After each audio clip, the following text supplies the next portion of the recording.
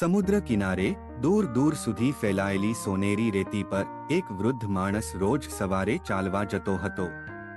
તેનું નામ કિશોરભાઈ હતું. તેઓ એક નિવૃત્ત શિક્ષક હતા અને તેમનું જીવન શાંતિથી પસાર થઈ રહ્યું હતું. તેઓ રોજ સવારે સૂર્યોદય સમયે સમુદ્ર કિનારે જતા અને રેતી પર ચાલતા પોતાના વિચારોમાં ખોવાયેલા રહેતા.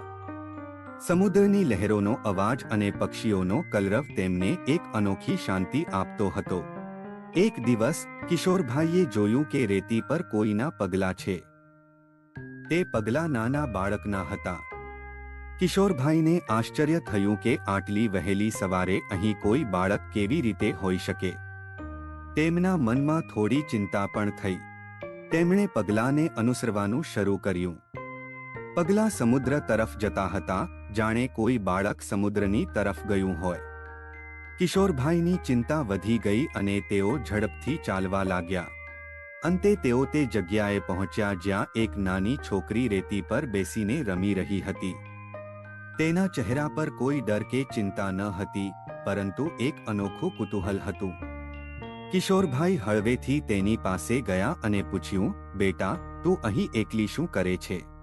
છોકરી નિર્દોષતાથી બોલી, હું મારા પપ્પાની રાહ જોઉં છું. તેઓ મને અહીં લાવ્યા હતા અને કહ્યું હતું કે તેઓ થોડી વારમાં પાછા આવશે. કિશોરભાઈને સમજાયું કે છોકરીના પિતા કદાચ માછીમાર હશે અને વહેલી સવારે માછલી પકડવા સમુદ્રમાં ગયા હશે. તેમણે છોકરીને આશ્વાસન આપતા કહ્યું, ચિંતા ન કર, તારા પપ્પા જલ્દી જ પાછા આવશે. સમુદ્ર પણ આજે શાંત છે એટલે તેઓ સુરક્ષિત હશે. ચાલ, આપણે અહીં બેસીને તેમની રાહ જોઈએ. કિશોરભાઈ છોકરી સાથે રેતી પર બેસી ગયા અને તેની સાથે વાતો કરવા લાગ્યા. છોકરીનું નામ નીનુ હતું. તે ખૂબ જ બોલકી અને ખુશ મિજાજ હતી. તેની વાતોમાં એક નિર્દોષતા અને તાજગી હતી જે કિશોરભાઈને ખૂબ ગમી. ઘણા સમય પછી કિશોરભાઈ કોઈ બાળક સાથે આટલી સહજતાથી વાત કરી રહ્યા હતા. કિશોરભાઈને તેની સાથે વાત કરવામાં ખૂબ આનંદ આવ્યો. ઘણી વાર પછી નીનુના પિતા પાછા આવ્યા. નીનુ ખુશીથી દોડીને તેમને ભેટી પડી. નીનુના પિતા તેને જોઈને ખૂબ ખુશ થયા અને તેમણે કિશોરભાઈનો આભાર માન્યો. તે દિવસથી કિશોરભાઈ રોજ સવારે નીનુને મળતા. તેઓ બંને સાથે મળીને સમુદ્ર કિનારે ફરતા, વાતો કરતા, રેતીના ઘર બનાવતા અને રમતા.